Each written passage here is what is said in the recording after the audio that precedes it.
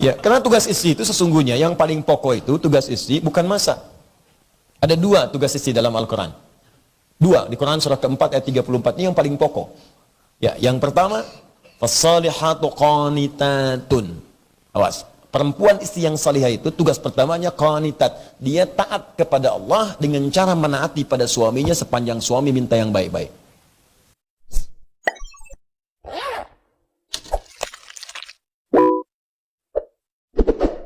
Ya, kalau masih ada daging kambing, daging ayam, kenapa mesti makan bob misalnya? Ya kan? Nabi bukan, seleranya nggak ke situ. Dan nggak harus dicontohkan. Nabi itu kalau tidak menyukai makanan, nggak akan menjelekkan makanannya, mendiamkannya. Itulah indahnya. Itulah suami, kalau istri masakin kemudian. Nah. Nasi adul.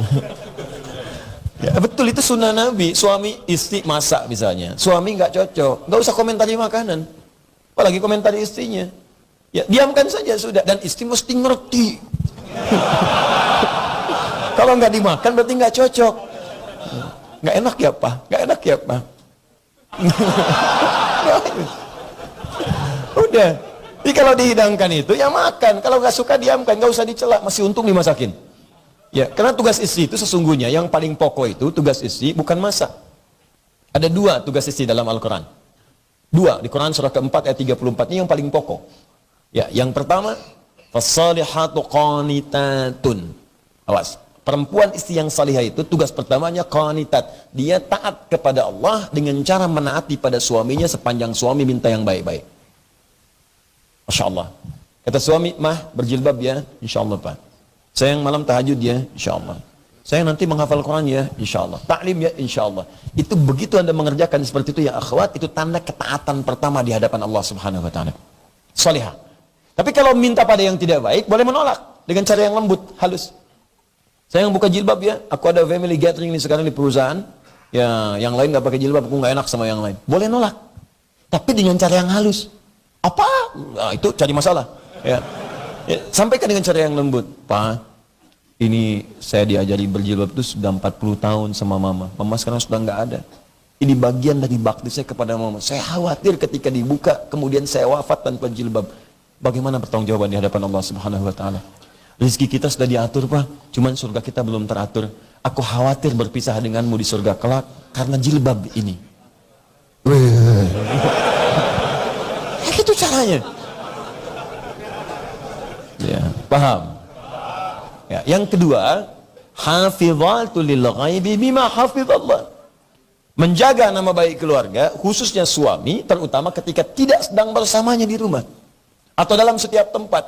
Itu tugas istri, dua itu. Jaga nama baiknya. Allah. Hati-hati. Jadi ketika ada sesuatu pancingan-pancingan cerita yang tidak harus diceritakan, jangan cerita. Nah, ini kadang-kadang, mohon maaf nih, fokus kepada yang lain. Tapi yang pokok ini nggak dikerjakan. Judulnya memang pengajian, tapi pembahasannya sampai ke rumah tangga. Ya, cuy apa kabar? Baik, alhamdulillah. Bagaimana keluarga? Sehat. Suami bagaimana? Di situ masalahnya. Nyebar. Nah itu ya.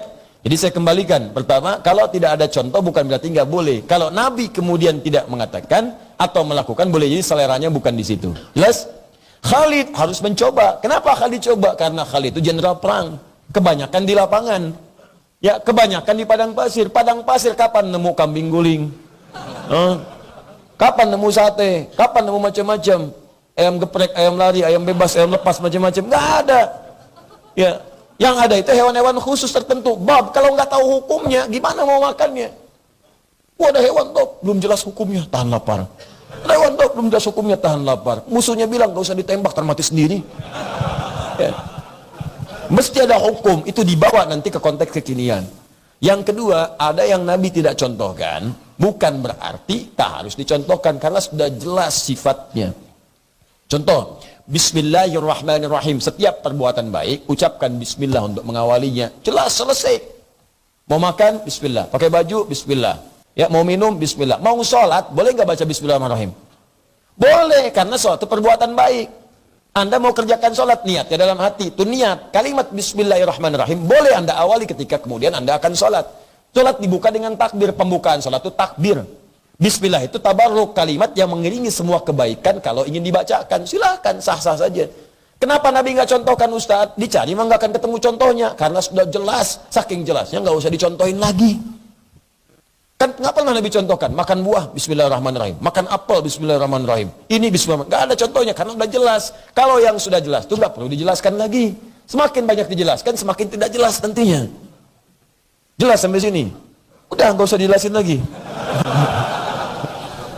Tuh, itu baru 3 tuh. Yang keempat, ada dalilnya sifatnya samar, nggak kelihatan nyata. Udah contoh nggak ada, dalilnya samar sifatnya, nggak langsung kelihatan. Di Quran dicari nggak ada, di hadis sampai kiamat kurang 2 hari nggak ketemu, karena samar sifatnya.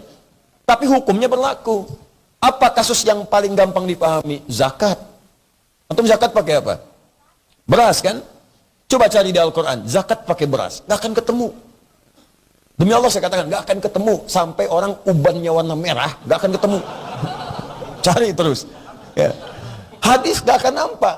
Karena yang ditemukan dalam zakat itu, di Quran perintahnya, di hadis rinciannya. Rinciannya pakai apa? Gandum kurma. Gandum kurma. Beras gak ada. Tuh, itu yang paling dahsyat. Udah contoh gak ada, dalil pun sifatnya samar. Gak ketemu tuh. Apakah langsung dikatakan zakat pakai beras? Bidah. Gak bisa. Lihat dulu, maka ulama menyimpulkan, hadza irtun. Ini yang dimaksudkan kurma atau gandum itu makanan pokok. Dalilnya kias, analogi. Karena Nabi itu makanan pokoknya, beliau orang Arab, sampai sekarang orang Arab makanan pokoknya gandum dan kurma, maka yang dilihat jangan gandum dan kurmanya, makanan pokoknya. Di setiap tempat yang makanan pokoknya walaupun bukan gandum dan kurma, maka bahan pokoknya boleh digunakan sebagai bagian dari zakat. Itu hukumnya. Kalau dalil sorihnya nggak kelihatan, nampaknya nggak jelas, kelihatan, bukan berarti nggak boleh dilakukan.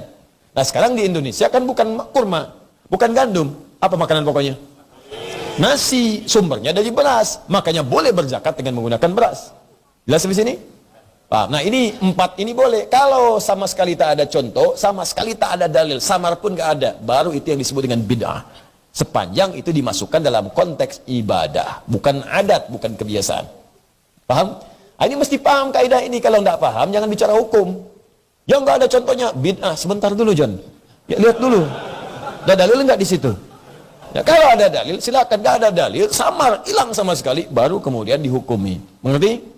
Nah, ini dasar ini penting saya singgung-singgung, karena nanti kita akan terkait dengan ini semua. Kalau yang dasar aja nggak paham, ujung-ujungnya nanti nggak nikah hubungan seksual, jadi halal nantinya, gitu kan?